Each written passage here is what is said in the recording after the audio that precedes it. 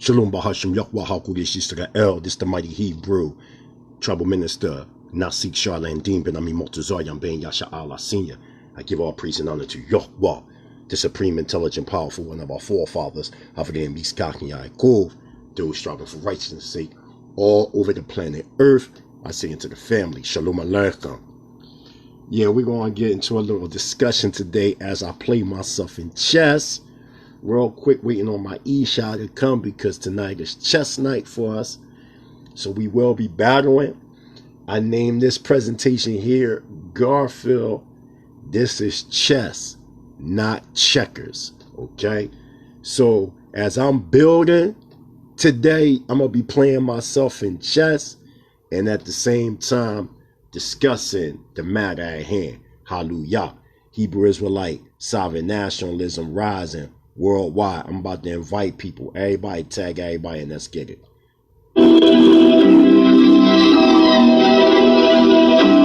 Israel, we be the mission link, like the notes of the Sphinx, watching the fall of Phoenix, worshipers of Venus, and Osiris penis, we can seize free and demons, Apollo's creed under legion, 7 and 6 pointed double jointed, trying to injure Hebrew underpinning with a flame, bodies fossilized under concrete cemented, Medusa's visions descended, in the garden, Ida shot the conscious target, Florida Adam as divine sovereign, this world's hardest heart and light, Pharaoh, man looking in the mirror, drinking Bloody Mary, having orgies, 4 horsemen, apocalypse now becoming 1/3. Start running to the Mona, sun flares, burn imminent with judgment. God's words heard in thunder, Mount Seir age crumble, fulfill prophecy and great wonder. Centralized like Matumbo, up from HP, the park where lost boys get hunted, possessed from the hornet, brim soaker in the chokehold, comatose and chanting souls, Dracula's death pulls, like a neck swole, the young wait the keep of the old, we rule by Romans, focus be food for vultures, sacrifice to the dead solar, Israel, now we coming, living, breathing, sovereign, dead man walking, being sparked by the fire, Ram Yasha Allah, Ram Yasha Allah, Ram Yasha Allah, Ram Yasha Allah, Ram Yasha Allah, Ram Yasha Allah. Feeling the fire, Ram Yasha Allah, Ram Yasha Allah, Ram Yasha Allah, Ram Yasha Allah, Ram Yasha Allah, Ram Yasha Allah. Feeling the fire, I rise like the sun, firstborn true champion, one blended in darkness, forming myself within the horse, my thoughts, Elohim, from metaphysical, we transcend into physical sphere, formulate wind atmosphere, half 6 with daughters of men, I'm Akibuna, to shine, 4 12 tribes and 360 cipher, life revolves around endless cycles, God's eyes shine like that in spectrum, electric sex rays, we reincarnate our Elohim state. In the wombs of Kawa, you go through another 9-month stage. There's only now, life is timeless. There's no death, only different forms of shadows. Ram Yasha Allah, Ram Yasha Allah, Ram Yasha Allah, Ram Yasha Allah, Ram Yasha Allah, Ram Yasha Allah. Feeling the fire, Ram Yasha Allah, Ram Yasha Allah, Ram Yasha Allah, Ram Yasha Allah, Ram Yasha Allah, Ram Yasha Allah. Feeling the fire. Shalom Bahashim Yahweh Kodesh Israel. What's going on, Israel? This is the mighty Hebrew Prince Charlene Dean. How y'all feeling tonight? Great. I'm sitting up here drinking me a little wine, playing myself in some chess. So let me make my first move. Okay. I'm gonna do right there. It's cool. Yeah, giving all praise and honor to Yahweh, the supreme, intelligent, powerful one of our forefathers, DMV Yahawashi, those striving for righteousness' sake. I say into the family, Shalom Aleichem. So let's get into it. So today I think it was a few debates on Dagger Squad program on YouTube. Think you had Jesus Black Ministries on there. You had, a whole bunch of people, Rob Bourne, Garfield, I think Jashu, just a whole bunch of different people, Chris Harris, just different people. So, my name, was asked to come on there. Peace out to Lord Kyle. He asked me to come on there. So I downloaded the Zoom so I can come on there. You know what I'm saying? And I couldn't get through. It's like that sometime. I don't think it was a purpose thing. Garfield, he announced that there was something wrong with the Zoom or something like that. So I couldn't get on. But in the process of me not being able to get on, you know what I'm saying? It was like, basically what my Hebrew teaching is not real academia scholarship. It's pseudo, etc., etc. Before I go there, I would like to read a scripture real fast to the family. I would like to read the book of Proverbs, if y'all follow me. Let's go to Proverbs chapter 29, verse 18. It reads on this wise: for lack of vision, a people lose restraint. But happy is he who heeds instruction, meaning Torah constitution. Why? Because when we go into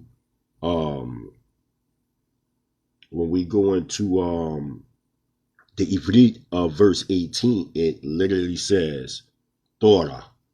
So there it is right there. It's underlined. So as you can see, some people pronounce it Torawa or Torah. Where it says instruction right there, it should be Torah. So you should be disciplined in Torah. Okay? When there's no vision, people perish, which is absolutely true. That is a true statement, Israel. So now, as I said, we're not playing checkers, we're playing chess. So I got that out the way. So now I want to read something real fast. I have a book right here called In Search of the Cradle of Civilization, okay, which was written by George Fergenstein, Shahas Khan, and David Frawley. Here it is right here, Israel. Okay, this is the book right here. Very excellent book. Very, very, very excellent book. I want to read the back of the book real fast. And then from there, I'm going to read some of the clippings. As you can see, or certain portions of it. It reads on this wise. It says, this is a scholarly masterpiece and belongs in the home and library of every person who wishes to evolve using the wisdom of the ages. Deepak Chopra, MD. Now, that's a deep statement, right? That's being made right here. Because the statement is being made if anyone wants to elevate or evolve into a higher state of consciousness, because this is what we're reading right now. This is what we're reading right now. We're reading from out of In Search of the Cradle of Civilization as I play chess, not checkers, Garfield. Okay. So, shalom. Hey, what's going on, Dave? It's been a long time, man. I done got married, doing it real big. My son was just born April 29th. Got all my children with me. All of my babies, we out here. I don't live in Philly no more, but I'm out here, Seattle, Washington. Open up a school out here. I'm just doing it real big. And I seen your name. You requested my friendship. I'm like, damn, that's Dave. I ain't seen Dave or heard from Dave in a minute. But I'm glad to know that you are all right. Hallelujah. Hallelujah. So getting back to the point, because right now in the academia where I'm just bombing these guys out real crazy. So, a lot of people, they always want to challenge the mighty Hebrew. Y'all know how that go. So, yes, sir. So now let's read the back of this book. It says, contrary to the school book notion, the real cradle of civilization may well have been not Sumer, but India. Now that stop there, because remember when we go into Bereshit or Bereshit, chapter 11, verse 1, it talks about how people came from the east into a plain called Shinar. To the Rabbah, Adoni, absolutely. You know, it's definitely an honor. We go back a long time, brother. I pray that you and your family, me, Dr. Morea, well, all of us, we doing well. You know, the Mighty Hebrew University is pumping big time. And also, you know, my school, the Lions and Lionesses of Zion Shabbat services. I'm just like, through all the, you know, troubling waters, at the end, it was definitely, you know, good to drink, and the glory of Yah Yisrael was ever present. And I'm just doing not good, but actually great. And I'm just, you know, I'm just glad that Yahweh has preserved mine as well as the rest of the house of Israel's lives. So getting back to what I'm speaking about, y'all know that I teach what is known as Hebrew cosmogenesis and Hebrew anthropogenesis. And I break down our pre-antediluvian history going back into an etheric state, 320 million BCE, during the time of the Bereshit Code of Genesis 1:1.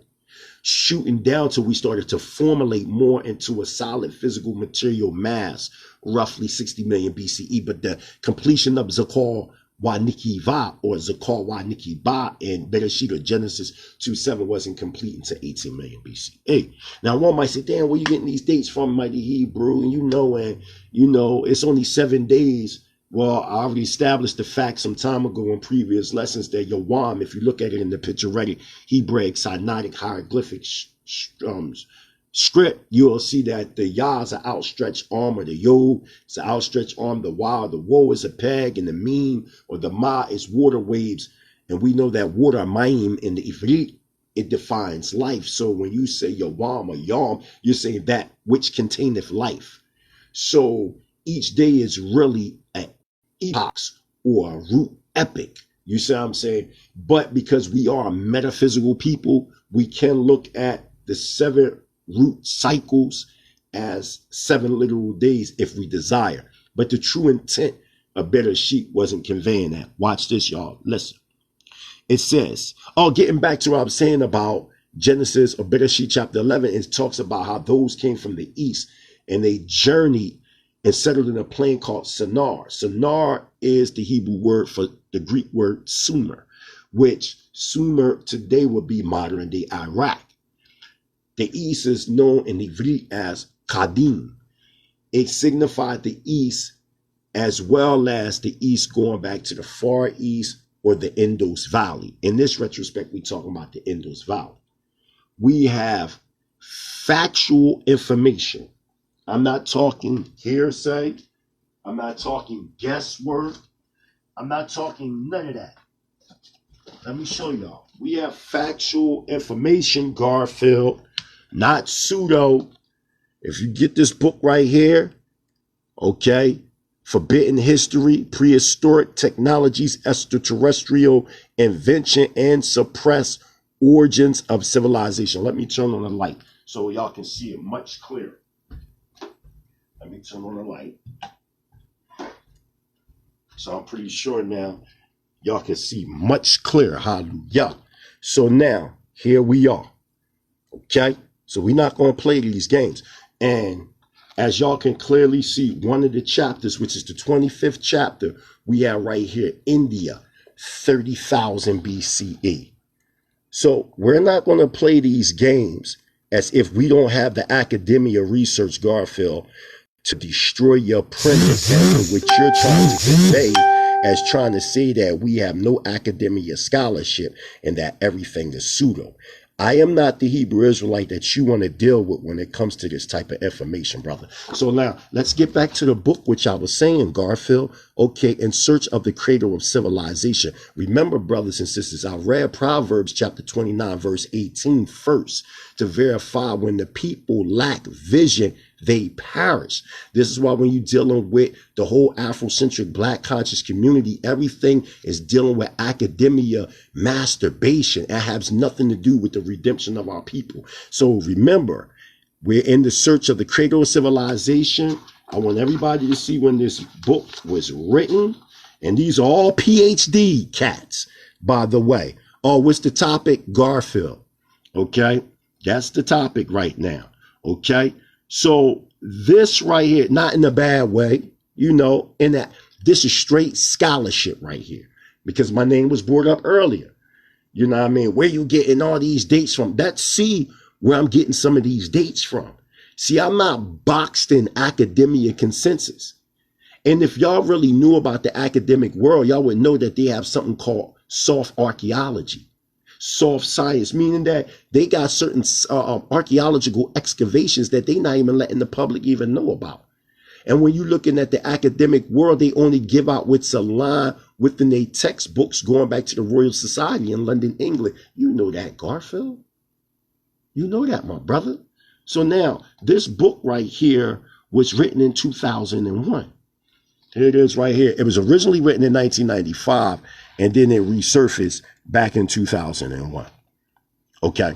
So now, before I even read what I have to convey from out of this book, let me give you the credentials of these people, because, you know, a lot of y'all are so fixated on academic consensus and people that got PhDs and things like that. Am I correct? And that's who y'all listen to.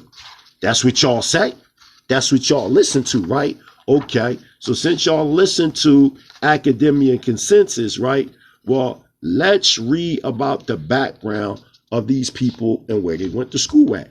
Again, this was written by George Ferguson, okay, a dude from India by the name of Shabhas Khan, and David Farley. Let's look at their background, Jeremiah Judah, because they say they respect academia and consensus. Okay, it says George Ferguson, PhD, is a well-known religious historian and yoga researcher. Shabhas Khan, PhD, is a Sanskrit scholar and professor of computer engineering at Louisiana State University. David Farley, OMD, is director of the American Institute of Vedic Studies in New Mexico. These are scholars, man.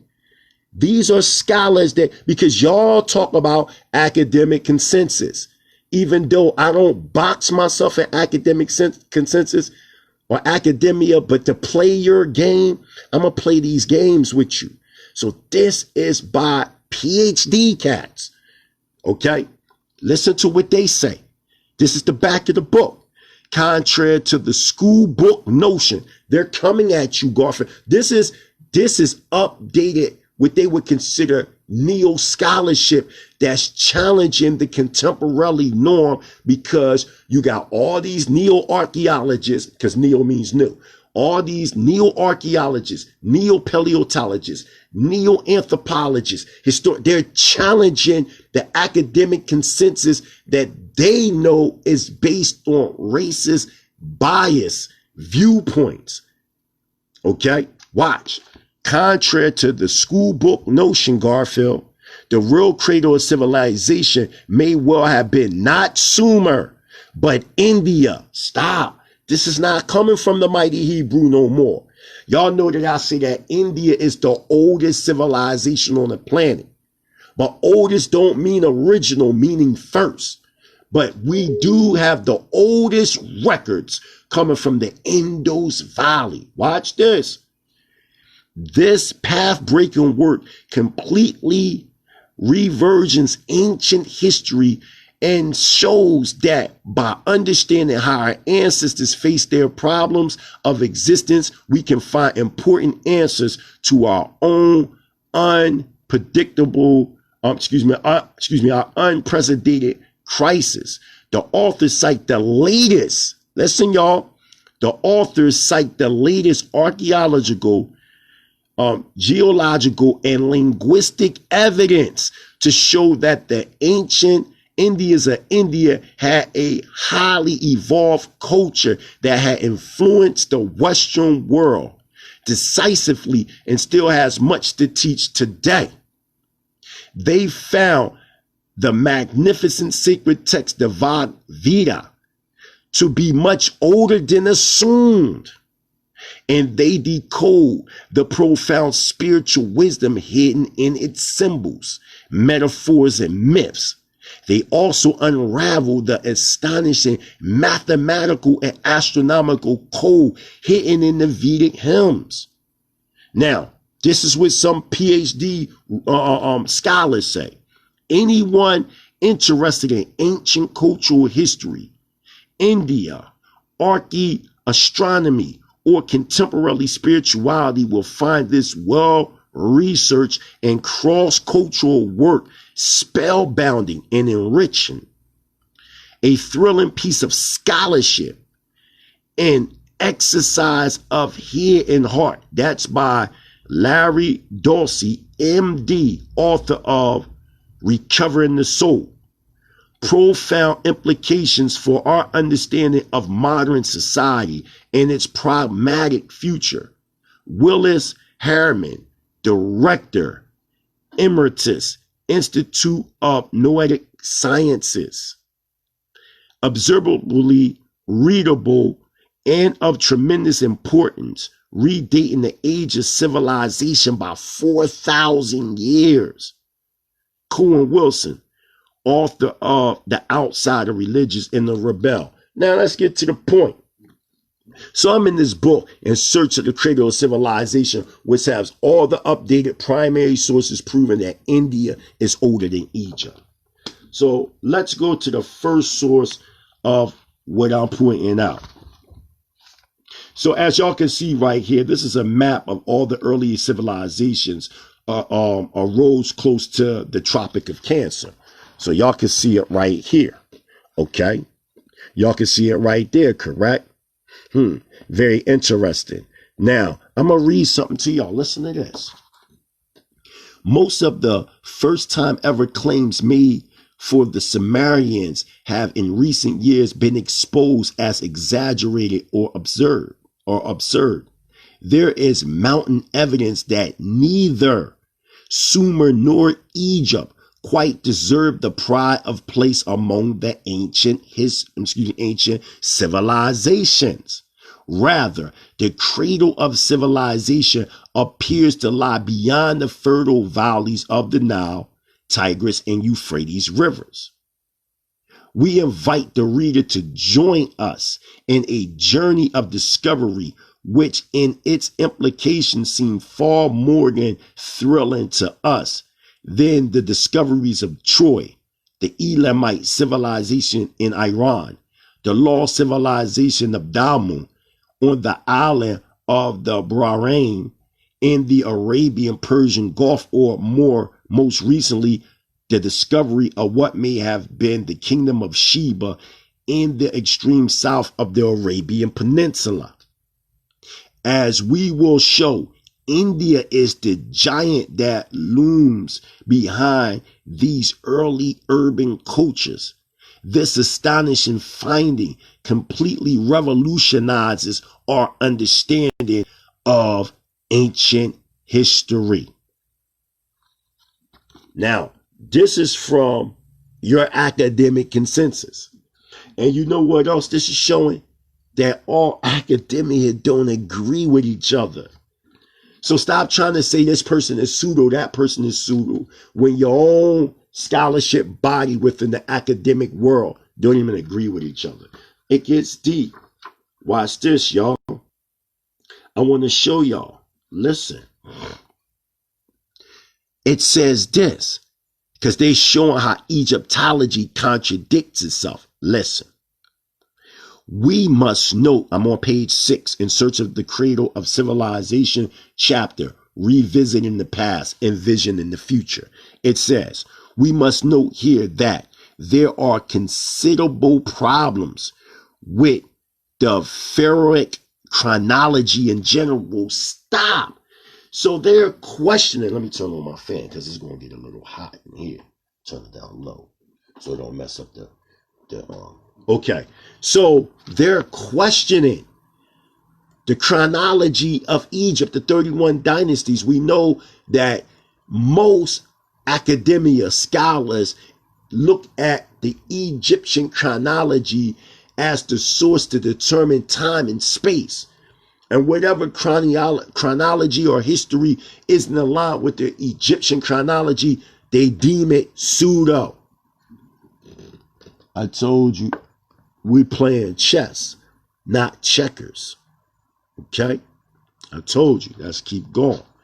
So now, it says, the dates given by Egyptologists for minis, meaning armor, who unified the upper and the lower kingdoms and thereby brought forth the first dynasty, range from 5,867 BC, Jean F. Champollion, who deciphered the famous Rosetta Stone, to 2,224 BC, Edward H. Palmer, a difference of 2,500 years. Sir Flinders Petrie, who almost single-handedly invented Egyptology, proposed 5,546 BC as the date of Egypt's political unification. The well-known Egyptologist James Henry Bressett placed minis at around 3,400 BC, whereas the consensus of recent scholarly opinion favors 2,900 BCE. So let's stop. There is a problem within the Kemetic or Egyptian chronology with the founders of Egyptology. From Champollion all the way to modern scholarship, which now they favor 2,900 BCE. But originally you had Champollion talking about what? 5,867 BCE.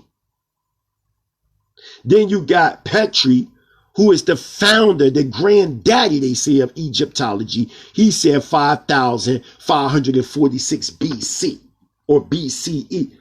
Y'all don't even have y'all dates corrected or correct. So what about Edward H. Palmer, who says it's 2,224 BCE? So to the Afrocentric Black conscious community world, which date is correct when we talking about minis or Narmer creating the first dynastic line of Kemetic Nasut, these 31 or 32 dynasties? Y'all have a major problem. Let's keep going. The chronology of pre-dynastic Egypt is similarly bedeviled with differences. It is now generally thought to extend from around 5,000 BCE to 3,000 BCE. As the British archaeologist Michael Rice has shown in his fine book, Egypt's Making, the pre-dynastic Egyptians may have had contact with and even have been greatly inspired by the Sumerians. So our comrade and conquering lion of Judah, Zion Lex, is correct when he says that the Sumerians predate Kemet. And what I'm saying on top is that the Sumerians were really a caste system of Brahmanistic tribes from the Indus Valley. We're going to get into all of that. Okay? Watch this, y'all. Listen to this. Listen to this. The only problem, matter of fact, let me start from here. It says, by contrast, in our own case, We are not dealing with merely a single piece of evidence. Rather, the facts have been peeling up to such an extent that the old theory about ancient India has simply collapsed. The only problem is that few scholars are aware of all the new evidence. We hope that our book, though written for a non-specialist audience, will fall into their hands as well and entice them to look at the available evidence anew. You got to hear that. And this same book also proves that the Israelites and the biblical characters were real. And they're showing new evidence to prove exactly what they're saying. Let's continue on, because the focus is the cradle now of civilization. This man right here is the man that is causing people not to look at India as the cradle of civilization. This man right here, Max Muller. Okay, he was born 1823 and died 1900. He was the founder of a comparative mythology and a great Sanskrit scholar, so they say. And he was one of the principal architects of the now refuted Aryan invasion theory. There you go right there, this devil. Okay, there you go right there. So now, watch this, y'all, because we playing chess, not checkers. So now, it says down the bottom, in the next chapter, we will revisit one of the greatest follies of Indoology, the Aryan invasion theory, by which Max Muller and many other scholars sought and to some extent still seek to justify their recent dating of the Rag Veda. So you got these modern day scholars along with scholars in India saying there was never an Aryan invasion. And when you look at many of the Afrocentric books like Africans, what do you got? What's his name?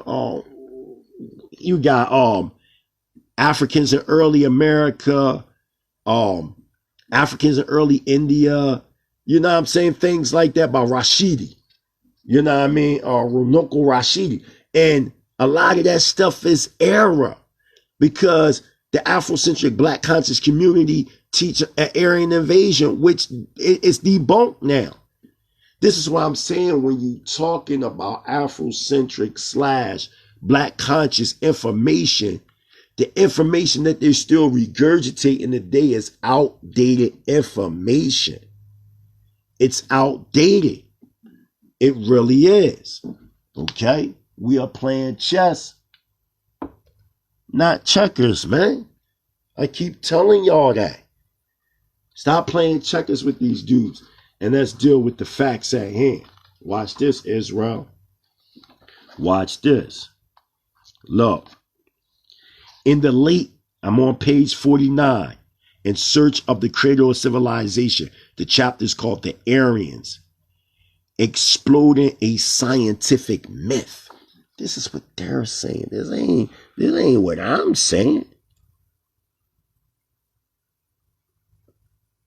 It never happened.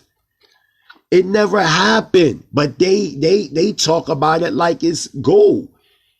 That's why when I talk about the Aryan root epic, they think I'm talking about some crackers, and I'm not.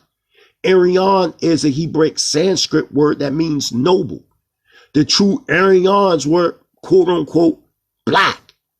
It's talking about epic or caste. It has nothing, or epochs. It has nothing to do with what these guys is talking about. Watch. We in the search of the cradle of civilization. This is your PhD academic consensus. We are not playing checkers, Garfield. We are playing chess. Just like I've been telling you. Watch this, y'all. I already showed you. This is the founder of the Aryan invasion myth that scientists, archaeologists, anthropologists, paleontologists, none of the scholars accept this any longer, man. None of them. See, the problem is y'all reading the wrong books. Y'all are only reading books that conform to your belief versus the truth of the subject matter. We playing chess today, family. Watch this. In the late 19th century, these linguistic, cultural considerations began to be marred by racial overtones. I will buy these guys, man. Look, this is your founder. I already proved to you that the Kemetic chronology is off. Y'all need to hear that again? Well, let me read that to you again. Okay? The dates given by Egyptologists for Menes who unified the upper and the lower kingdoms and thereby bringing forth the first dynasty range from 5864 BC by Jean F. Champollion, who deciphered the famous Rosetta Stone, to 2224 BCE by Edward H. Palmer, a difference of 2,500 years. Sir Fonders Petrie, who almost single-handedly invented Egyptology. These Europeans created that. But you want to sit up here and talk about the Hebrews, this, we, that. We follow a so-called white man book. But your whole makeup, the whole Afrocentric thought was created by devils that you telling us that we running after. Right? Huh? It says, Petrie, who almost single-handedly invented Egyptology, proposed 5546 BC as the date of Egypt's political unification. The well-known Egyptologist James Henry Bressett places Menes or Norma, right, at around 3400 BCE, whereas the consensus of recent scholarly opinion of today in the 21st century favors 2900 BCE. What are you talking about? What are you talking? Let's look at what update scholarship say. The chronology of pre-dynastic Egypt is similarly bedeviled with difficulties. It is now generally thought to extend from around 5000 BCE to 3000 BCE, as the British archaeologist Michael Rice has shown in his fine book, Egypt's Making. The pre-dynastic Egyptians may have had contact with and even have been greatly inspired by the Sumerians. This is where modern day academic consensus. So why y'all keep trying to push us to the south? Because y'all trying to align yourselves with the evolutionary theory? Is that what it is? Okay, let's get it. Watch this. Listen, y'all. Look, watch this. The ambiguous Max Mueller, who equated linguistic communities with ethnic groups. That's what he did. With ethnic groups, was among those who naively succumbed to this scholarly racism, unsuspecting of its explosive potential. You hear that? You hear that? Listen to what this devil wrote. He said the Aryan nations who pursue a northwestern direction stand before us in history as the principal nations of Northwest Asia and Europe. It was a lie. They took that Sanskrit word and applied it to themselves and made up a fictitious history called the Aryan invasion theory. And y'all went with that. And y'all run around and call white people, they Aryans, they the devil, they this, they that. But the whole time, they never been so-called white people. Watch this. Over the years, the linguistic models of the Indo-European language community have been refined and new archaeological evidence has come to light. Today, the work of archaeologist Maraja Gabatas, building on Chaudi's effort, is widely respected.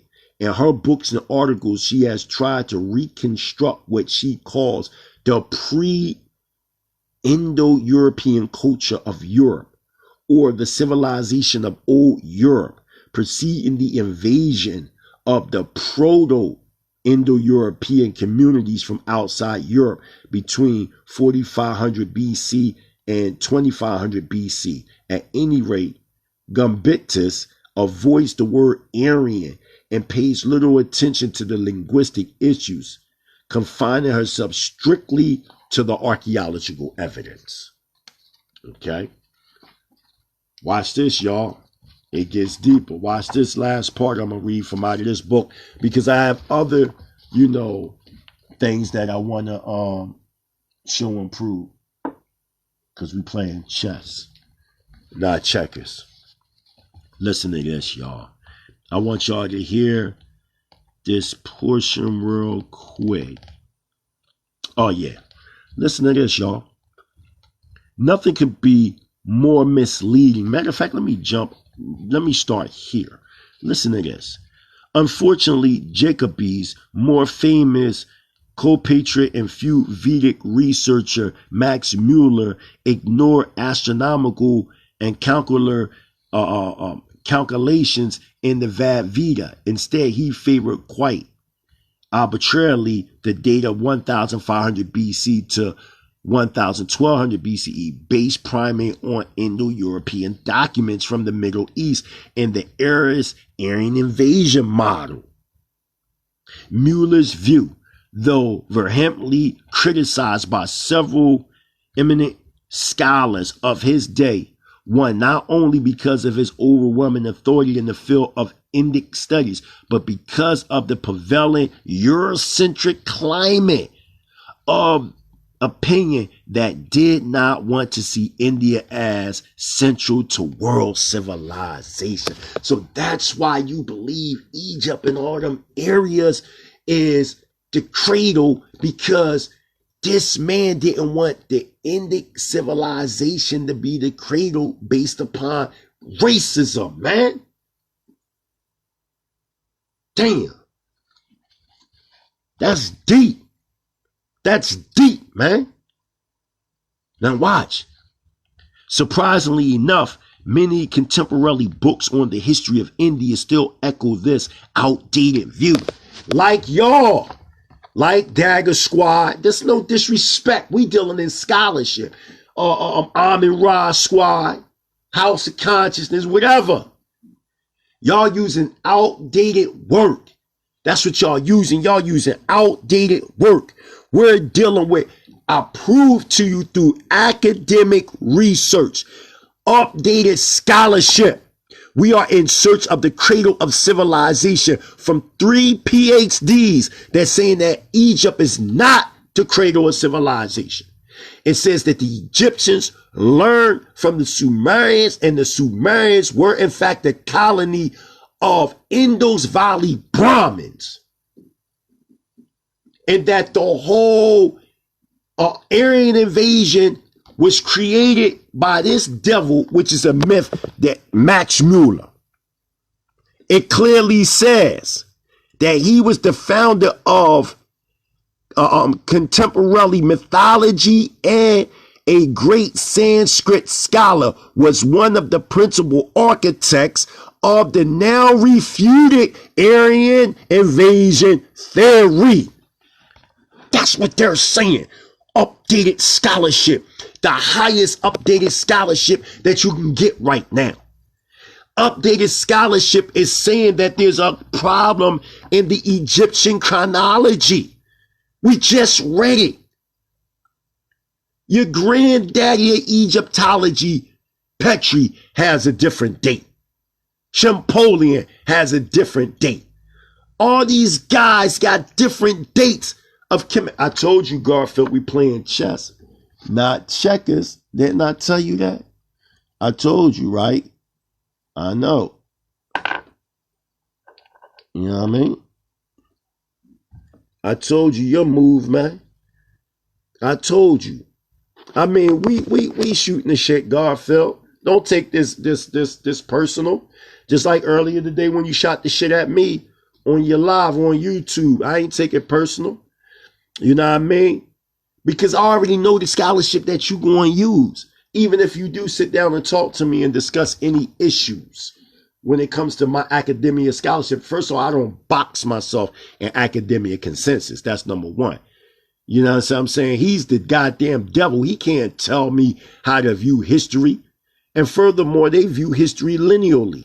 So if they view history linearly, how are they going to be able to tell you? I thought you was dealing with the right side of the brain function, and they dealing with the right side of the hemisphere, the left side of the hemisphere of the brain. That being the case, how are they telling you your history? I told you we playing chess, not checkers. Listen, watch this.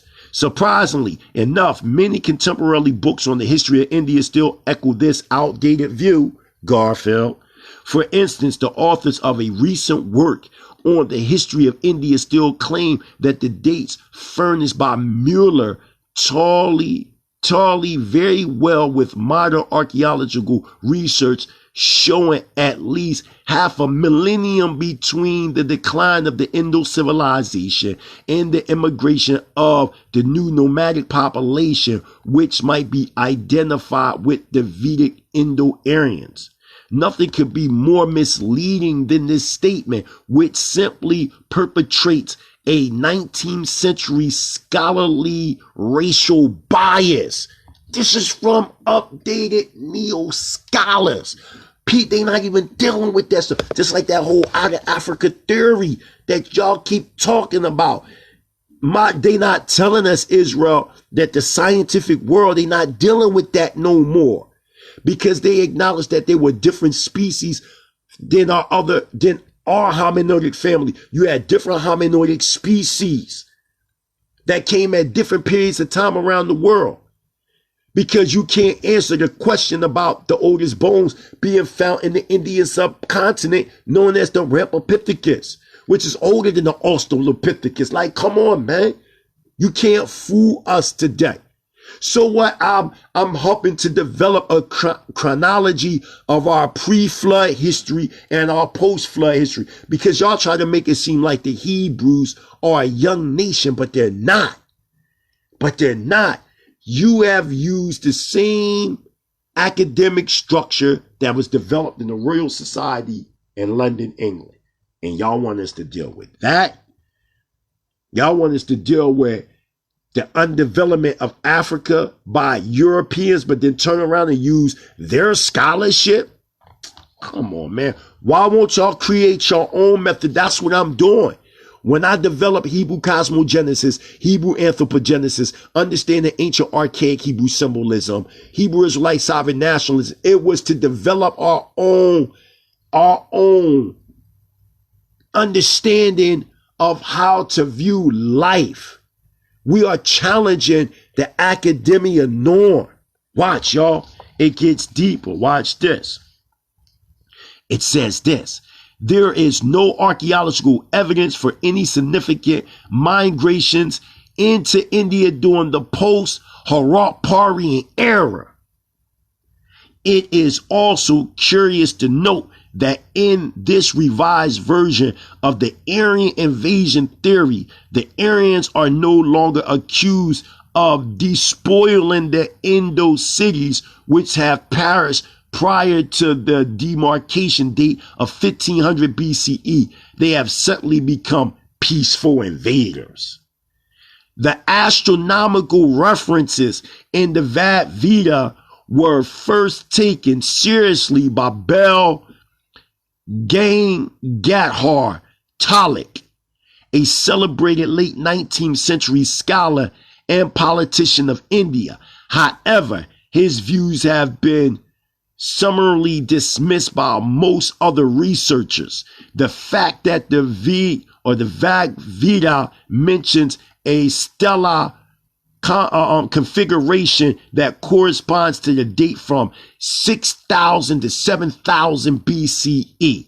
The astronomical Svian era most not be merely denied, but properly explained. So what they saying is that they records are older than what was previously said in the 19th century. That the new data is showing totally different. Why you think I keep saying, when you read in Genesis chapter 11, when they talk about they came from the east, that was the Indus Valley. Kadim is another, it means east, but also in ancient times, when we say Kadim in Ivrit, it was talking about India. And we came to a plain known as Sinar, which is Sumer. Watch, let's continue on. We're not just going to stop right there. We just begin. So now, you say, yeah, man, you making up the stuff about the Ramorhos and saying that they black. Okay. This book right here, Legends of Atlantis and Lost Lemuria by W. Scott Elliott. Okay? I'm not saying none of that. I'm only telling you what is being said. Listen, I ain't making it up. This is what they're saying. And I even underlined it so nobody can say that I'm making up anything. So here it is. And y'all can take a snapshot of that so y'all can see that, okay, the man ain't lying. Okay? Watch this. I want y'all to, be able to hear exactly what I'm saying. And that nobody, get all crazy as if I'm only saying something that I'm just making up out of my own mind. Okay. The Ramorho race came into existence between 4 and 5 million years ago, at which period large portions of the great southern continent of Lemuria still existed, while the continent of Atlantis had not assumed the proportions it ultimately attained. It was upon the spur of this Lemurian land that the Ramorho race was born. Roughly, it may be located at latitude 7 north and longitude 5 west, which a reference to any modern atlas will show to lie on the Ashanti coast of today, meaning Ghana, West Africa. Okay? It was a hot, moist country where huge antediluvian or huge flood animals lived in reedy swamps and date forests. The Ramorhos were a dark race, their complexion being a sort of mahogany black. Their height in these early days were about 10 to 12 feet, truly a race of giants. Right, y'all hear that? So we up here playing chess, right? Not checkers, right, Garfield? So we have evidence of sources that I'm using that was written, and so everybody can see this, 1896. Okay. Y'all see it right there. I ain't got to lie.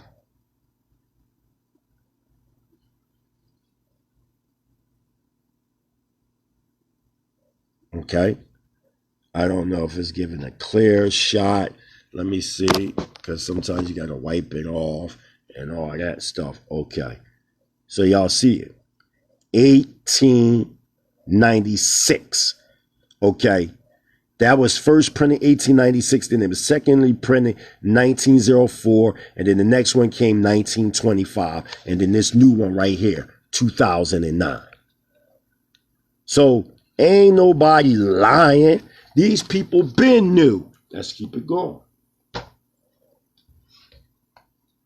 I got an original copy. The Earth in Its Cycles by E.W. Preston. So let's see something. Let's see if, I'm lying and things and I'm just making up things and things like that, right? Okay. So right here, we have what is known as the chronology of Lemuria. Matter of fact, let me do that real quick. Real tight grip so y'all can see. Trying to make sure that y'all can see this. Okay. All right, so I'm not lying. Okay.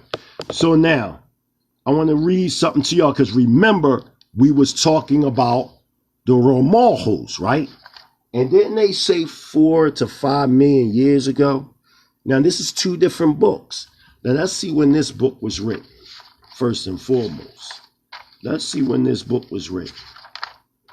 Let's see if there's a date, because this is a very old book. And I thank the Most High for the connections that I have, that I'm able to get this. The first edition was written in 1931.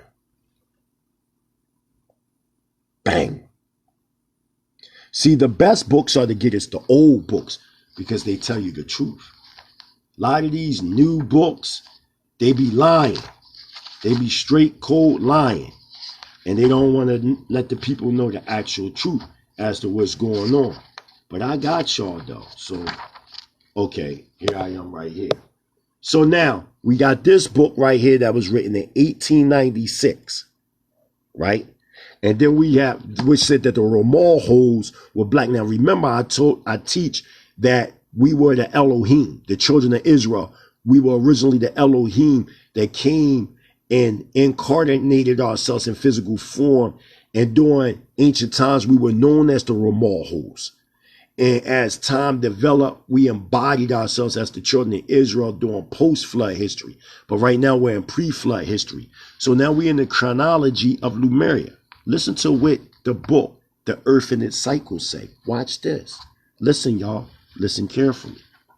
It was after the coming of the Lords of the Flame about 6.5 million years ago that the 5th, 6 and 7 sub-races of Lemuria were developed.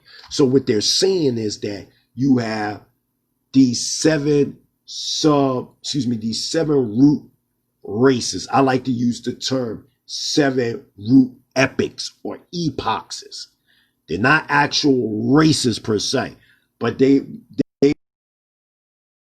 during an era when these 19th century scholars. I apologize.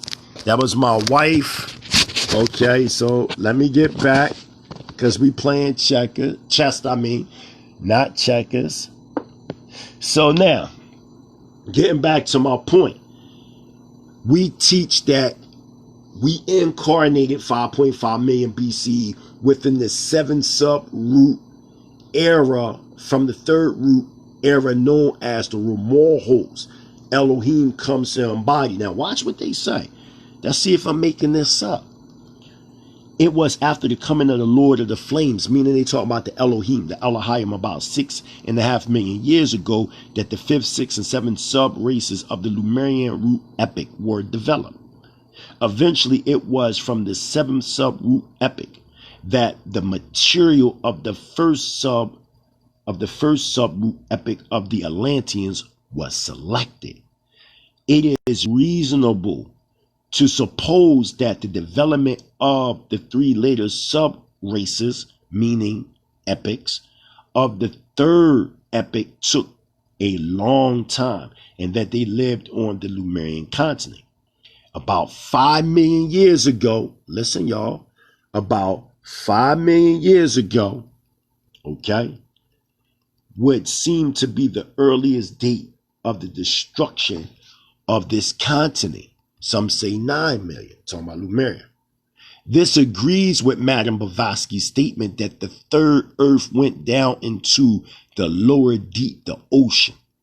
Okay? Some say 4.5 million years ago. Thus, the period about 5 million years ago may be the date of the beginning of the formation of the Atlantean root epic, which I date 4.5 million. Okay, and here's a map that shows the period in which Lemuria was partly destroyed.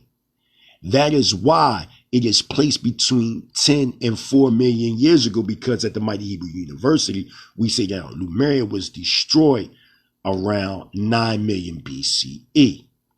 Now, this is the period of time that is considered amongst some people as the Paleocene period of the Tartarian era, as you can clearly see right here.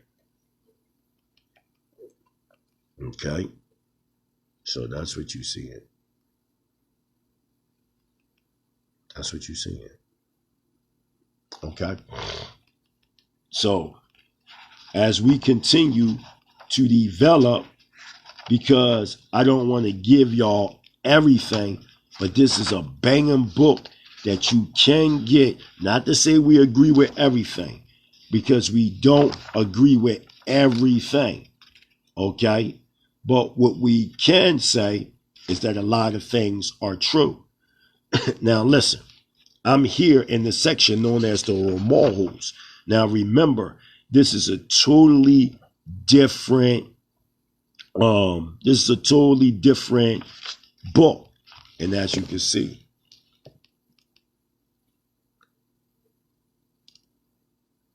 the Romahos. Okay, it says the Romahos, the first sub-cycle of the Atlantean root epoch. The Romahos arose from the seventh sub-root. They got race of the Lemurians between 4 and 5 million years ago.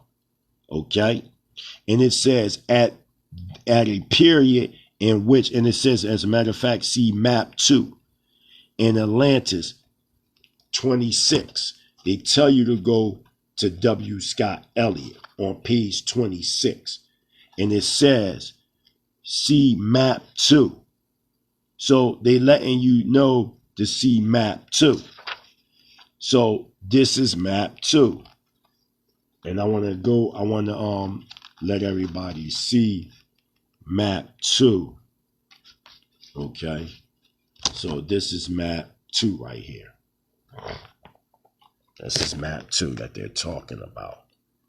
And as y'all can clearly see, anything white, that means this part of Africa was underwater. But this is a different story, a different topic, but this is map number 2. I'm going to read and explain this map right here so everybody will be able to know what it is.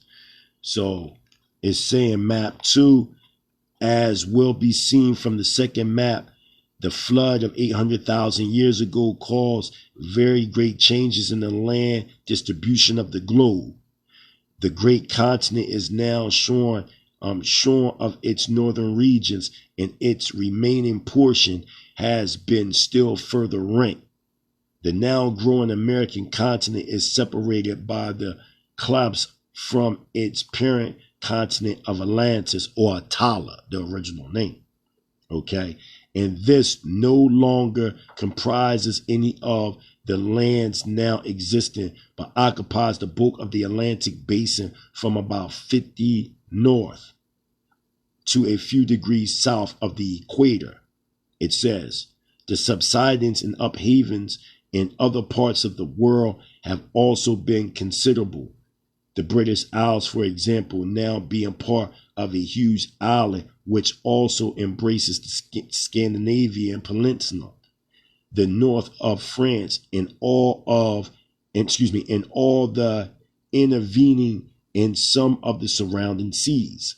The dimensions of the remains of Lemuria, it will be observed, have been further contained, while Europe, Africa, and America have received accretions of territory. And this is the second map right here.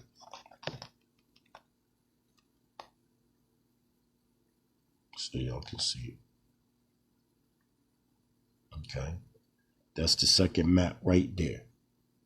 So y'all can see this. Okay, so now this is what they're saying about the Romahos. It says Lemuria is between 4 to 5 million years ago, at a period when large portions of the great southern continent of Lemuria still existed. Okay, while the continent of Atlantis had not assumed the proportions it ultimately attained. It was a hot, moist country where huge antediluvian or flood animals lived in reedy swamps and deep forests, right? That was in the book, because they're quoting that book, Atlantis.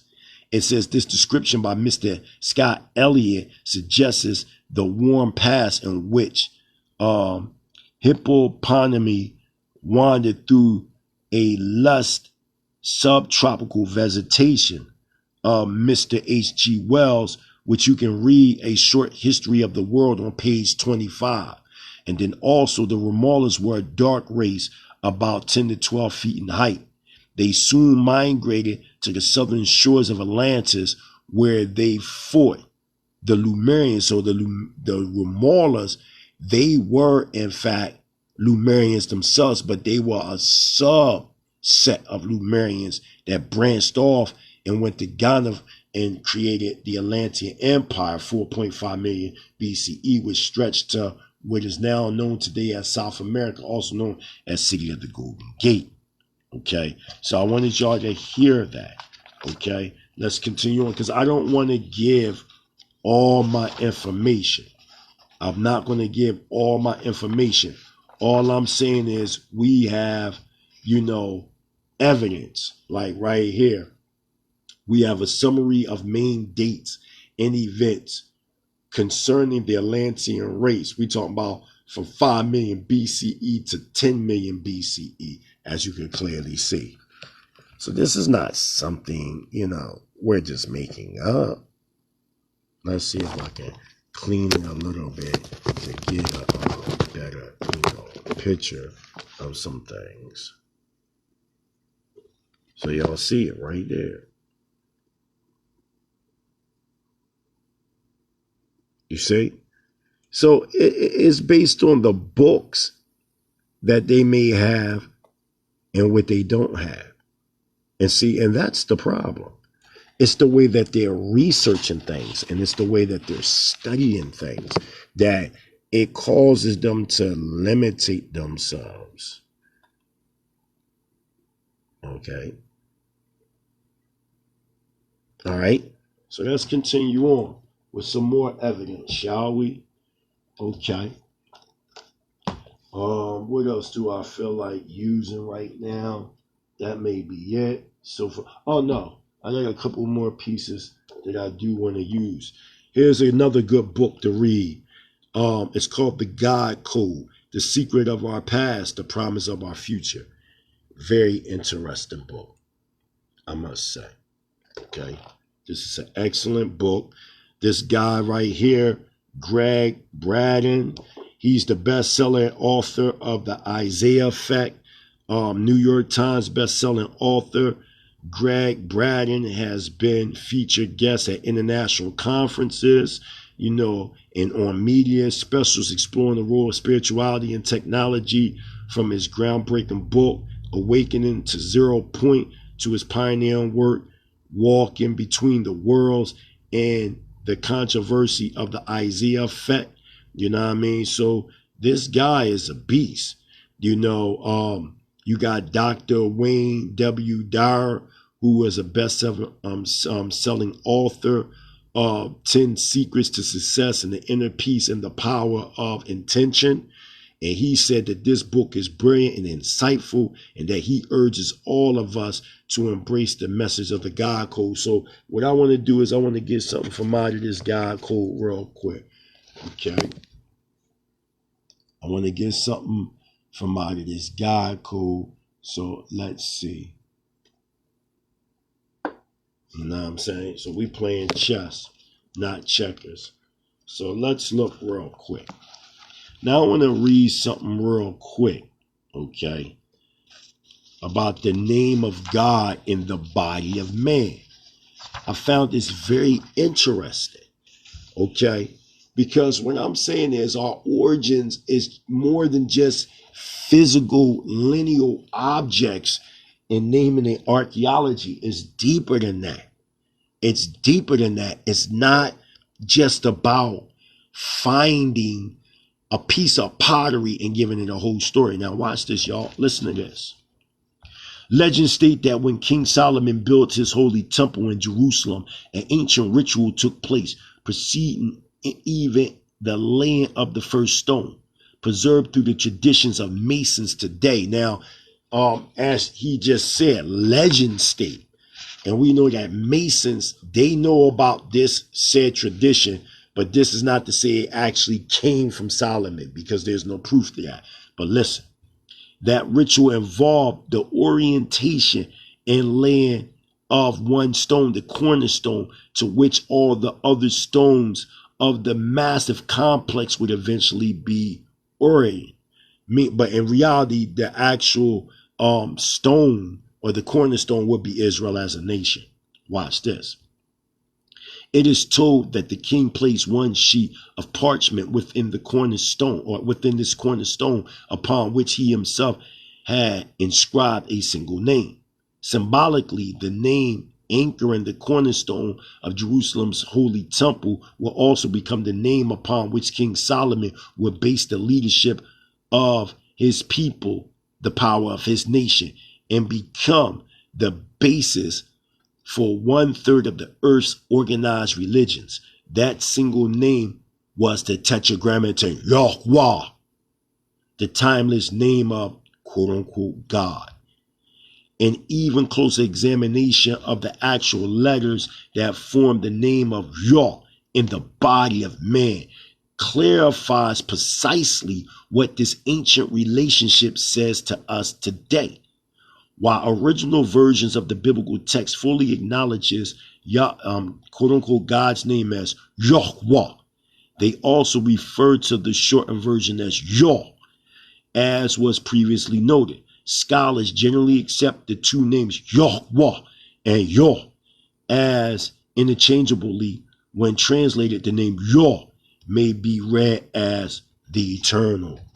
So they're saying it right there. It ain't nothing, you know, that I'm making up. This is what they're saying. Watch this, y'all. Because it draws in how, in fact, we're Elohim. And see, and this is all I'm saying. People don't understand when you say these types of things. You see what I'm saying? We playing chess, not checkers. Although the Pacifics may vary across time and culture, in modern English, the meaning of the word eternal clearly implies an existence having no beginning nor end and functioning beyond the limits of time. It is precisely this eternal aspect that's common to both the name Yahweh and the human body. Yah, as indicated by the underlined letters. Through both the secret letter codes of antiquity and the literal translation of DNA as an Aleph Bet, were shown that something about our existence remains lasting and eternal. We share that never-ending quantity with our power through a full 50% of the elements that define our genetic code. Now you gotta hear these white folks, man. This is what they abstracted from the Hebrew text of the Torah, man. This is what they're doing. They're aligning. Look, these guys are aligning, you know, when you're dealing with science. Watch. They aligning biology in the name of the Creator. Look, it says the second aspect of our chemical name carries our relationship with Yahweh to a new level. Further, it describes precisely how Yahweh, Elohim, exists in our bodies. The next two letters of our name as Hebrew letters equivalent of DNA illustrates the nature of this relationship. In the science of grammatria, it's important to note The number code of ancient Aleph Bates are not sensitive to the order of the letters, just as 1 plus 2 and 2 plus 1 both give us the same result of 3. The rules of letter codes permit the same considerations with letter values. Additionally, within the mysteries of what people call the Kabbalah, the reverse alter order of a given set of letters is often associated with alternate realms of creation, while the quantities related to such a mirror may vary. The meaning itself does not change. Thus, with consideration, Yahweh, we may look to the literal translation for greater understanding. Within the Hebrew language, these letters translate to the idea of within, or more specifically, the interior of the body. Within the Sfar Yitzhara, mysteriously 231 mystical gates of creation, Wohe represents Dam, or the root of the name Adam, meaning blood. Combining these translations of the message in ourselves, now often an unprecedented insight into our relationship to creation through the name of Yahweh, by replacing the elements of DNA with their equivalents of Hebrew letters, we reveal the message that is spelled out within each cell of our bodies. Hydrogen, nitrogen, oxygen, and carbon. Body's DNA, same elements, the Hebrew, right? The elements of our DNA translated into the letters of the Hebrew alphabet, Yah, the abbreviated and concept form of Yahweh, the eternal, the ancient name of quote-unquote God, the VGGV within the body. So a literal translation reveals the message, the eternal within the body. Come on, man. Come on, man. This is what these Euro-Gentiles is pulling out our history, man, and our sciences, man.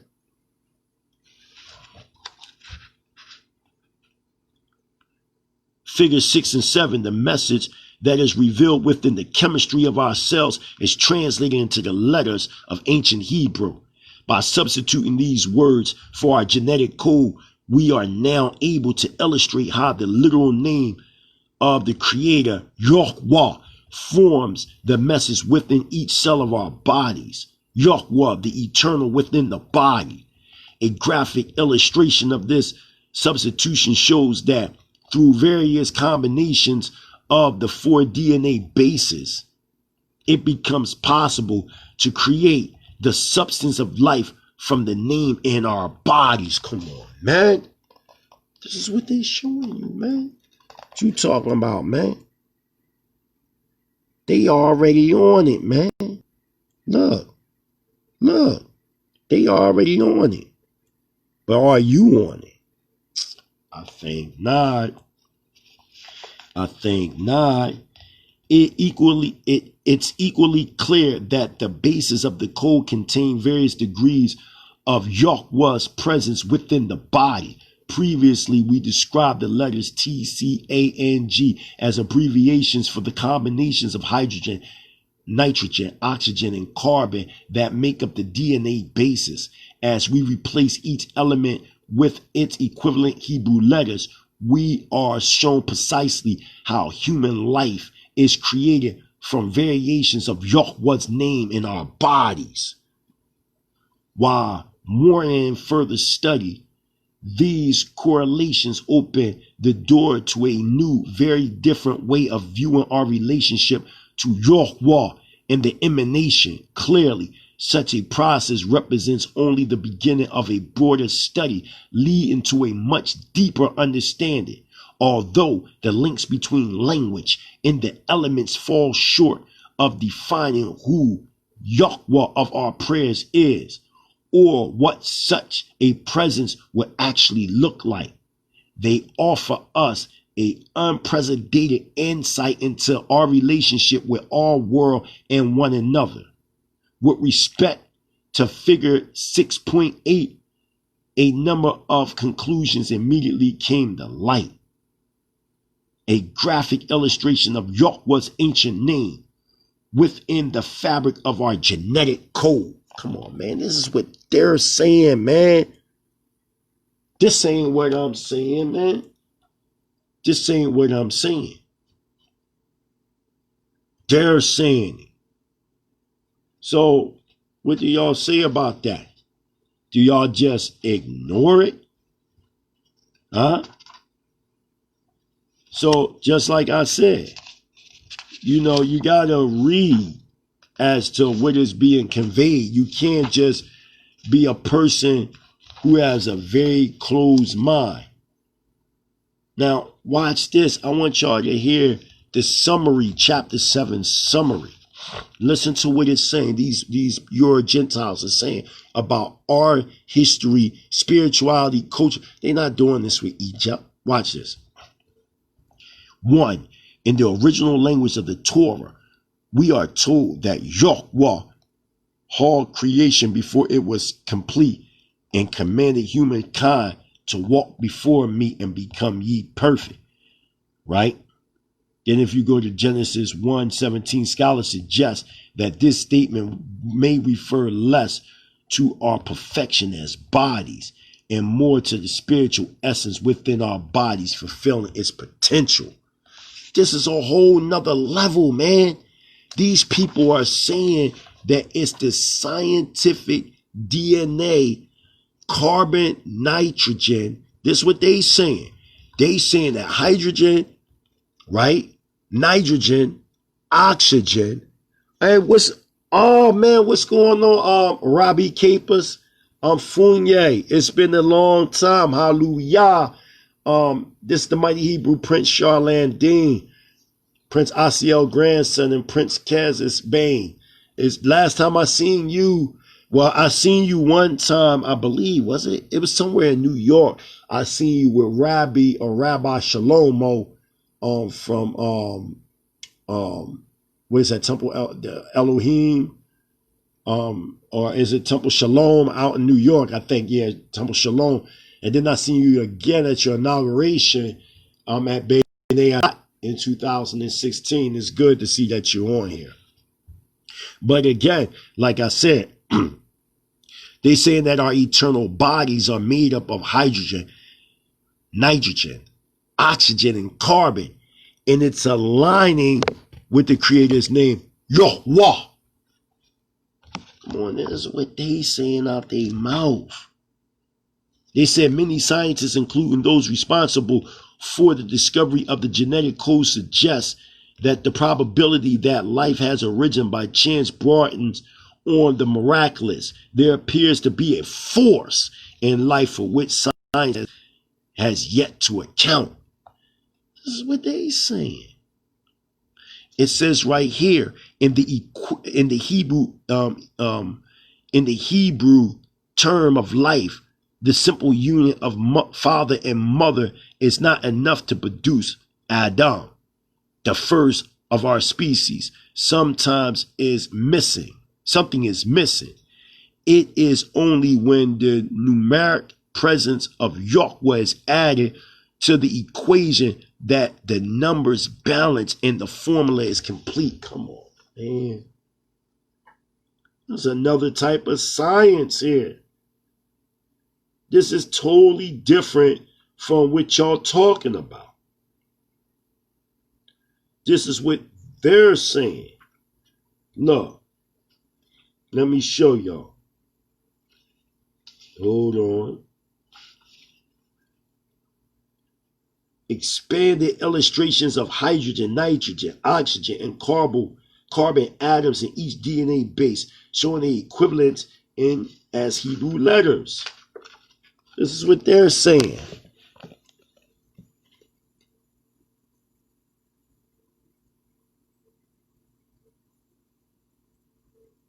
Man, it's another level, man. Just another level. This is a whole nother level. But y'all claim we don't, we don't have scholarship. Look. It's just that we're not dealing, with the social norm of things. You know what I'm saying? We're not dealing with the things that they claim, right? And it's just so deep because we playing chess, not checkers, that they can't see what we saying to be true, right? Also, there's a good book that y'all can read right here. It's called From Adam to Cosmos, Journey Without End. Very good book, man. This is a very good book. You know what I'm saying? Very, very, very good book. Very good book. Y'all need to, get this. You know what I'm saying? But it's very good. If you're trying to take it to another higher plane. Also, I got here volumes 1 and 2. As y'all can see, there are 2 volumes. 2-volume books. This is called The Ancient Secret of the Flower of Life. This is volume 1. And then you got volume 2. And the first chapter, it says, Remembering Our Ancient Past. How the fall of Atlantis changed our reality.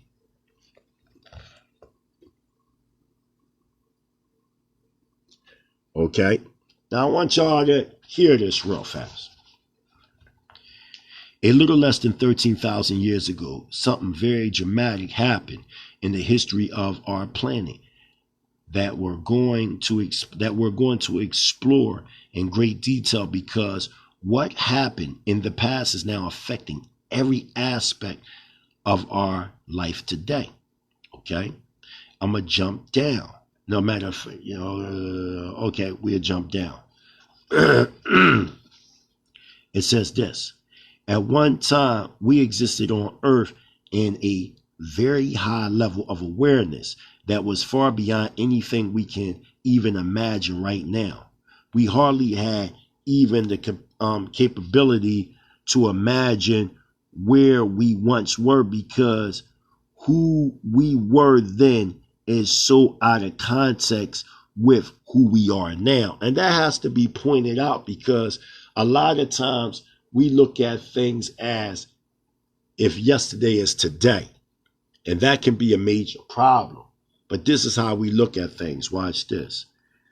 It says, because of the particular events that happened between 16,000 and 13,000 years ago, humanity fell from that, from that very high place through many dimensions and overtones, even increasing in density, until we reach this particular place, which we call the third dimension on planet Earth, the modern world.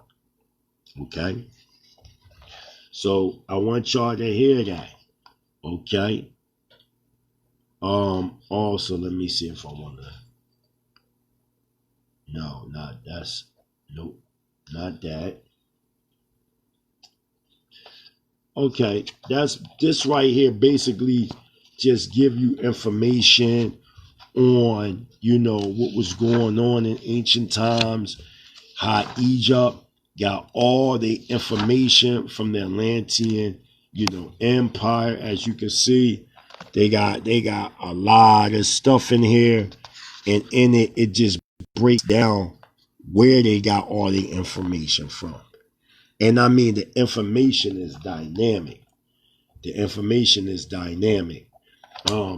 Another source that y'all can get, Unveiling Genesis, Mystery of the Root Races and Cycles by Philip Lindsay Excellent book. Excellent book. I mean, this book just goes in.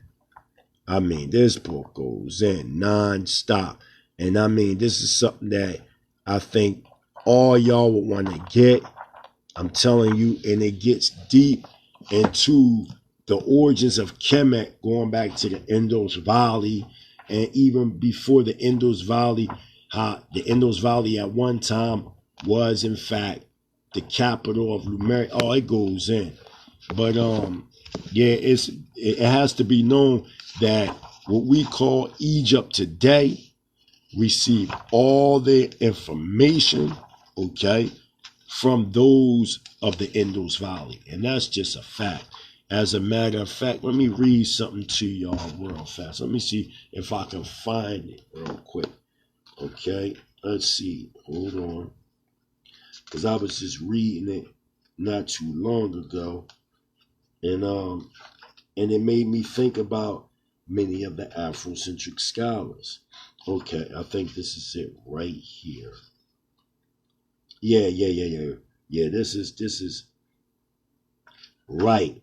So I want to read something to y'all, because everybody keep talking about, you don't have no proof, you don't have this, you don't have that, right?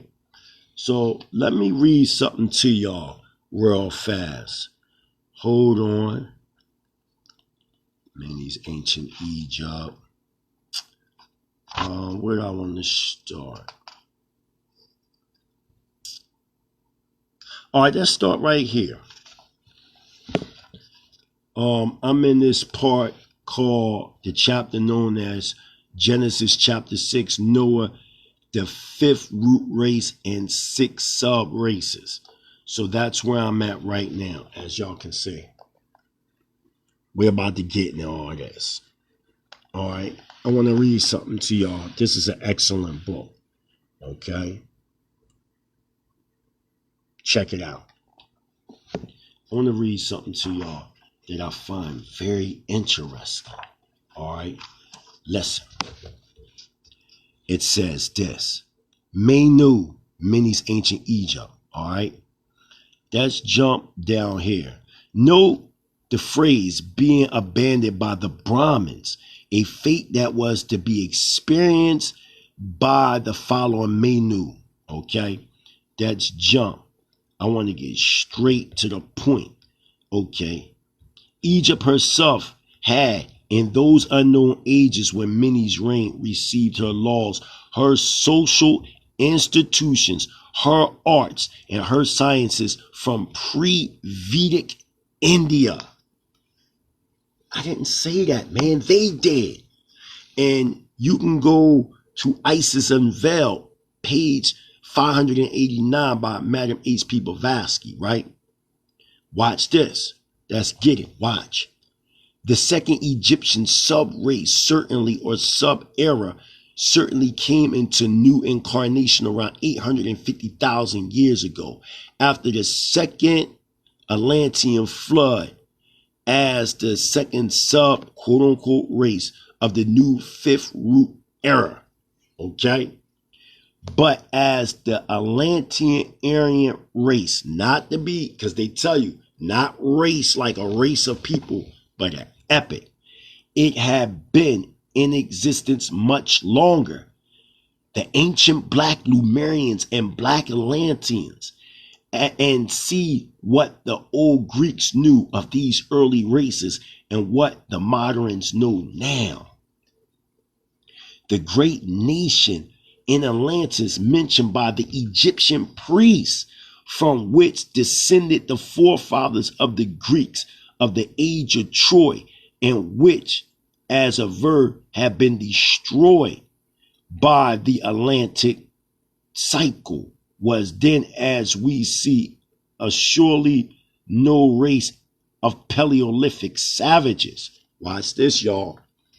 Nevertheless, already in the days of Plato, 428 to 348 BCE, with the exception of the priests and initiatives, no one seemed to have preserved any distinct recollection of the preceding races or cycles.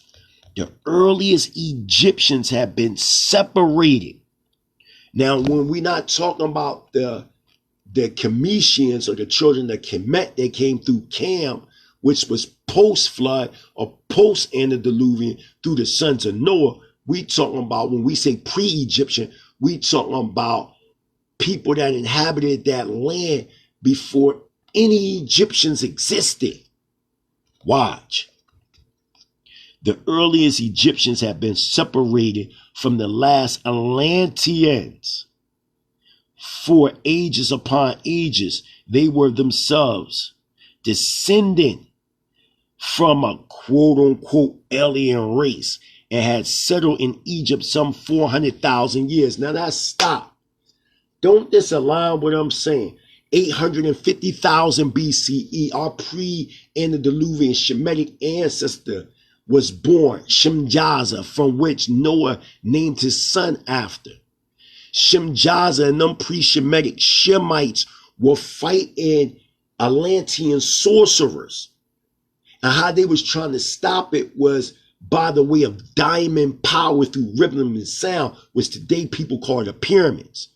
And because of all that brain power being used by these incarnated Elohim, what was happening, there became a flood because of all the power, 800,000 BCE. The pre-Shemitic tribes start rising again in Atala and in the city of the Golden Gate around 610,000 BCE. They rose in power and they start teaching the Tavaklis this pyramid power, which the Tavaklis taught your pre-Toltecs, which in turn 400,000 BCE, they're going into what we know as Egypt. It said, and had settled in Egypt some 400,000 years before, but their initiatives had preserved all the records. Okay? Look, I ain't make it up. He's saying it right there. Look. Let me see if I can get a clear, because this joint be acting like. Now, look at.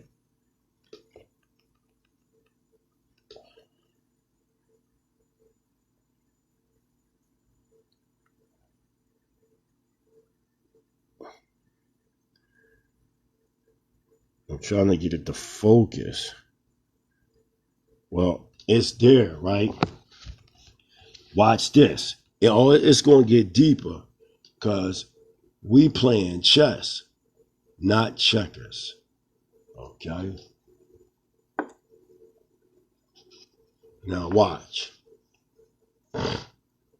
Watch, Israel, watch. It says this. Deciphering this passage indicates that the earliest Egyptians emerged 850,000 years ago. Why? Because this is when Shemjaza and all of them started to create the fifth root epic that came from out of the Atlantean root epic to form the Arian. The ancient Hebrews, the Babylonians, the Assyrians, the Egyptians, the Canaanites, the freaking Moabites, the Hittites, the Cushites, all of them are Aryans, man. But not Aryan in the sense of a race, but this is of a noble epic at this time. Watch, y'all. Watch this. Deciphering this passage indicates that the earliest Egyptians emerged 850,000 years ago. When they say earliest, they mean pre-Egyptians. Not the people that they find in the mummies and all that today. That's post. Let's continue. Watch this. Hence, if they have been separated from the latest Atlanteans, right, for ages upon ages and settled in Egypt some 400,000 years before, then adding these figures, 400,000 plus 850,000. Now you're talking 1,250,000 years. When the phrase alien race is used, there are sure to be many students who might take that literal as a species from beyond this planet. Our planet has been no doubt subject to visits from the mighty ones, okay? But in this instance, alien race is another earlier sub-race or sub-cycle, very removed in consciousness from the second sub-race. Meaning, you see what I'm saying? So when they saying alien, they don't mean alien in the sky, per se. Watch this. The Mayans and the ancient Cambodians played a similar role in bridging the fourth and fifth root. The fourth and fifth, meaning when you talk about the Mayans and all them, they are a part of the Atlantean root epic. And the Cambodians are a part of the fifth root epic. Watch this. Watch this. Watch what I read, y'all. Check it. He had heard that the Egyptians had kept astronomical observations and records for the past 630,000 years. Indeed, the records of the pre-Egyptians, not to get confused with the modern post-Egyptians, go far back into the night of time, even so late as the time of Herodotus. They had still in their possession the statues of 341 kings who had reigned over their little Atlanto-Aryan sub, quote-unquote, race, if one allows. Neo-Platonist philosopher Sophocles, if I'm saying his name, Simplicus, 490-560 AD said, and here goes Thorpe right here, who they give as the inventor of writing and all that, but Thorpe was an Atlantean. He supposed to be right there, right? Let's get it. Watch this. It's about to get deep, y'all. And then I'm going to close out.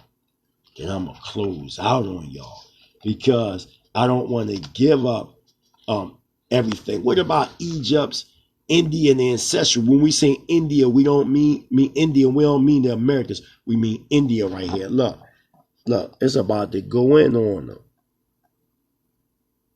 It's about to go in. But look here, y'all. Look at this. And when you're dealing with the Egyptian kings list at Abydos, they really talking about the Atlantean kings there. Watch. We're going to get into that real quick right there. Yeah, we got y'all. And then we're going to get into Egyptians' origins on the Atlantean rooftop. Because we're going to get into all that. Boom. I got y'all. Watch. Real quick, another 20 minutes and then I'm out. Check it, y'all. Check this out. He said only 20 years as an average figure for the reign of each king. The duration of the Egyptian empire, y'all got to hear this, has to be pushed back from the days of Herodotus about 17,000 years. Now watch. And of course, these years in the Egyptian kings list are not earthly years. They must be multiplied by the cipher 4,320 or similar. 341 times 4,320 equals 1,473,120, a figure close to the earlier 1,250,000 years. Yet this little Atlantean Aryan subset may have had even earlier origins. Listen, y'all. It says the pyramids are closely connected with the ideas of both the great dragon, the constellation, the dragons of wisdom, or the great initiatives of the third and fourth of the Lemurian and Atlantean root epics, and the floods of the Nile regarded as the divine reminder of the great Atlantic flood. The astronomical records of universal history, however, are said to have had their beginnings with the third sub-root epic of the fourth root epic, or the Atlanteans. When was it? The data shows us that even since the time of the regular establishment of the zodiac calculations in Egypt, the poles have been trans-inverted. Elsewhere, we clearly see the inversion of the poles according to the author Mackey. He says, watch, he says in the collected writings, which would be 366, the North Pole of the ecliptic would have moved from the North Pole of the Earth to the equator. Thus, the poles became inverted in 1,080,000 years, which is their Mahayogi, in which they had divided into 4 unequal parts in the proportions of 1, 2, 3, 4. Shalom, Dr. Morey Yoel Ben Yisrael. Hey, what's going on, man? Just busting it up, man. I'm playing chess, as you can see, not checkers. You know what I mean? I'm up in my children's room playing chess, not checkers. All right. So I already showed without a shadow of a doubt in this updated book right here, known as The Search of the Cradle of Civilization. As we can see right here, we have scholars admitting, modern day 2020 scholars admitting that what we call today the chronological chart of Egypt is totally off. They don't even agree with one to another, correct? Then I also show in Forbidden History how India, and they showing that India has archaeological records going back 30,000 BCE, which is way older than Kemet. As a matter of fact, let me show the audience again so they can see. And we already read this information earlier, so it will be up for your rewinding view. Okay? Do the roots of Indian culture lie down between the Indian Ocean? What are you talking about? You said this stuff was fake, Garfield. But we have, look, you said it was fake. You remember how you said Lemuria and all that was fake? Well, look at what the people of India call it. This is what the Indian scholars in India put together, and they have what is called a speculative map showing the submerged Tamil Nadu. That's what they call Lemuria, brother. That ain't what I say. That's what they say. Okay? So all I'm saying to you is, there it is right there. Tamil Nadu. Look, Madagascar is connected with the submerged Tamil Nadu. This is the Panyan Kingdom. This is all Lemuria right here. You see that Australia is connected, as you can see. You see the southern Indian capital of Lemuria. Because remember, Lemuria was destroyed by volcanic eruption 9 million BCE. What I'm doing is I'm giving you a pre-antediluvian or a pre-flood chronology. When you're looking at the table of nations of Genesis 10, that's post-flood history. That's not pre-flood history. So now we back at proving once again that what you call Kemet or Egypt, they are post-flood descendants of Ham. We are talking about 850,000 BCE. There was a pre-flood Shemite named Shemjaza that created diamond or quote-unquote pyramid power by the way of rhythm and sound. They in turn start teaching a group of Atlanteans known as Tavaklis. They in turn start teaching what you know as pre-Toltecs. In 400,000 BCE, they migrate to the thinly piece of real estate known as Egypt. But it wasn't called Egypt. All that land in the Atlantean tongue was known as Gorbansi. If you think I'm making up the Atlantean tongue, well, you need to go get the book Beelzebub's Tales, or you can go get the Atlantean Encyclopedia, brother. that there are actual Atlantean words that still exist. One might say, well, where did it start at? Well, you can go right now to Argentina, right now, Northwest Africa, to the eye of the Sahara. They got satellite imagery, man. They got satellite imagery of all this stuff.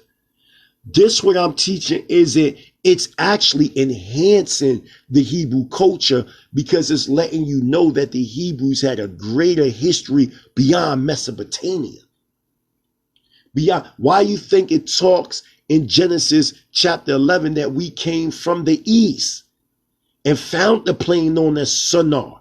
Shinar is in fact Sumer or Iraq. East in Hebrew is Kadim. Kadim is another word for the Indus Valley. That's why all the ancient records, all the ancient doctrine, even when you see Abraham with his third woman, Keturah, in the 26th chapter of Bereshit or Genesis, don't his concubines, and he also had other concubines, don't it say that they went to India?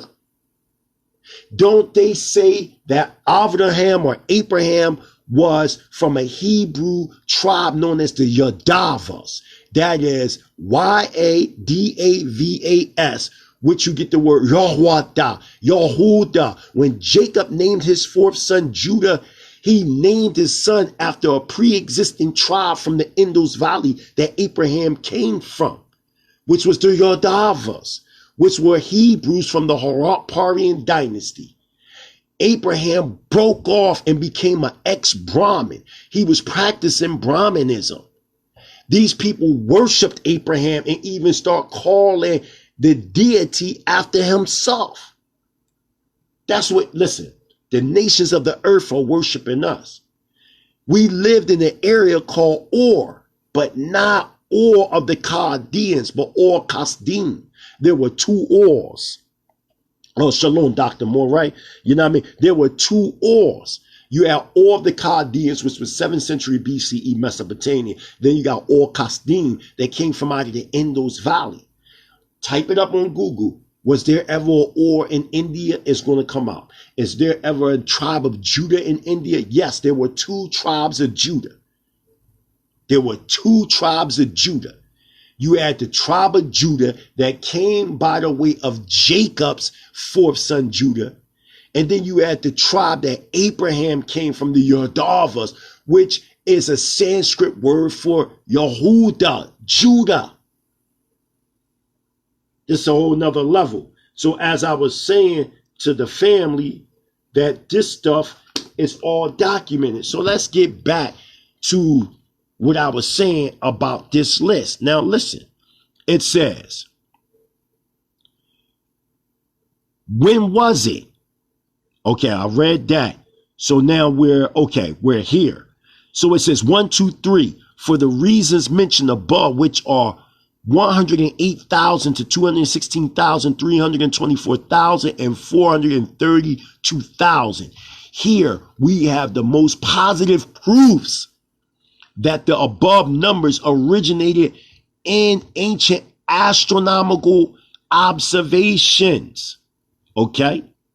Therefore, 1,080,000 years times 3,240,000 years ago, a period that closely follows the first great Atlantean flood in the fourth subrace of Atlantis. So they breaking down what you call the Egyptian kings list at Abydos.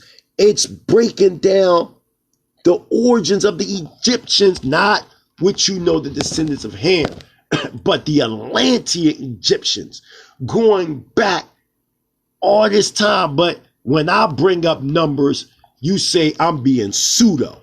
You saying that I'm being pseudo.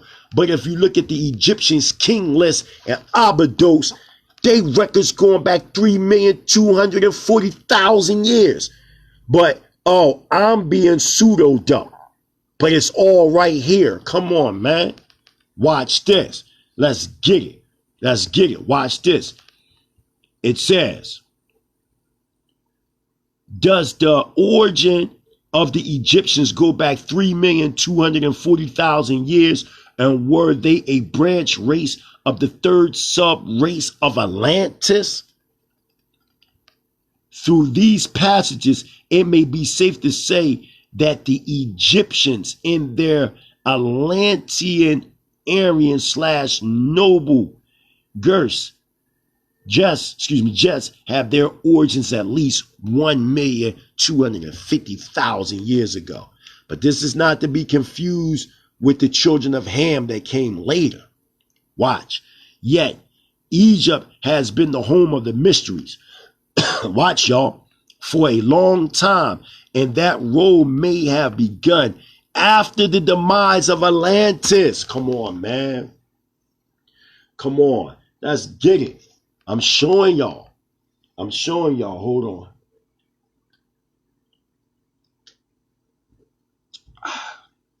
I'm showing y'all. Watch this, y'all.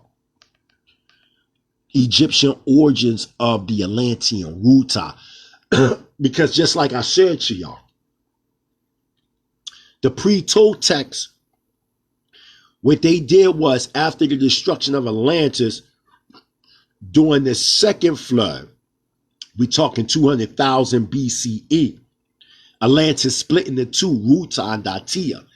Pre-Toltecs start dominating Ruta, and they were pushing their power in Egypt. Watch this.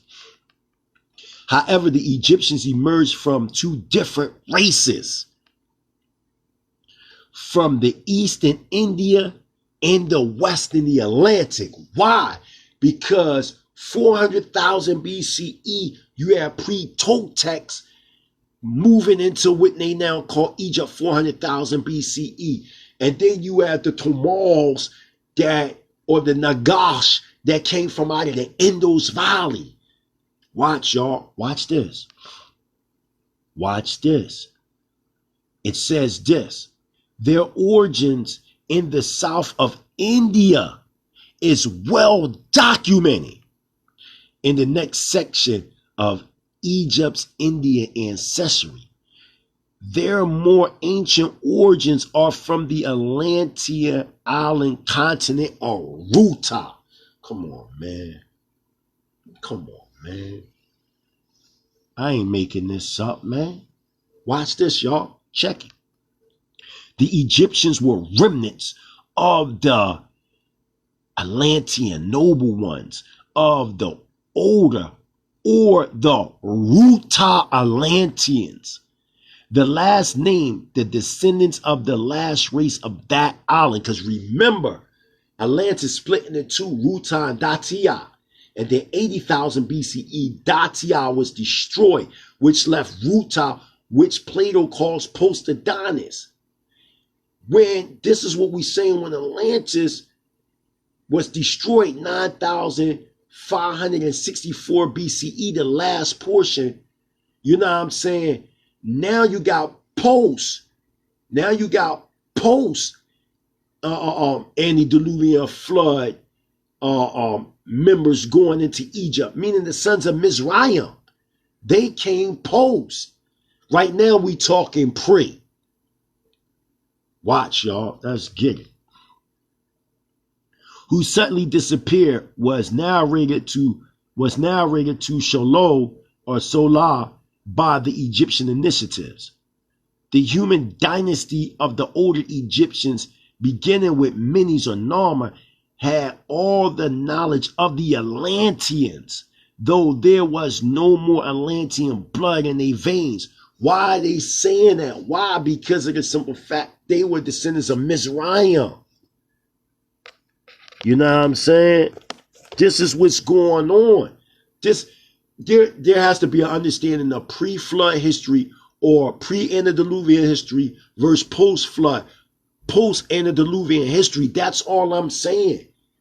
I'm giving the nations of the earth a greater history. Y'all got to stop making it seem like nations come from out of a vacuum, and that's not true. Nations come from other people, other nations. Remember, the seed of the Father is eternal. So it's just being passed down from generation to generation to generation to generation to generation, even though the names may vary. let me give you the map and where the those that was in Egypt first.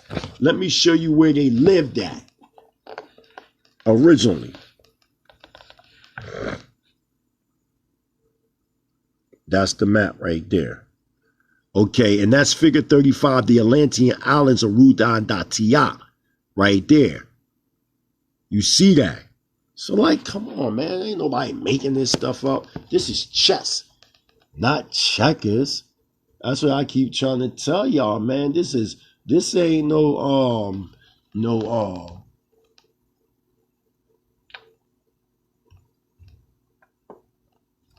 checkers, Garfield. Before you even can speak to me about anything, you need to like see what I'm actually working with. Because I'm not these average Hebrews out here, and I don't believe in being boxed in academic consensus. I don't believe that, man. I'm Elohim, man. I don't let no cracker box me in to lineal history. Shoot, history and language don't define us. We define history and language. What you talking about? So I'm not boxed in your academic consensus world. So I don't give a fuck what the academic consensus say. Only care about what the ancient archaic sources say. That's what I'm concerned about. Watch this, y'all. Look. Let's get it. Knowledge of the Atlanteans, though there was no more Atlantean blood in their veins, nevertheless, they had preserved all. I'm sorry, y'all. I'm gonna get this last little portion, but I gotta go. That was my e-shout, man. We're about to go see our son real quick. So, it's gonna have to be a part to this. It's gonna have to be a part 2 to this. Hey, what's going on with you, Kim Odin? Tell Moshiach I love him. All right, check it out. I want to read this last little part because this is very important. You mean to understand? I just think that people on this level where I'm at right now, you know, I mean, they still caught up in academic consensus.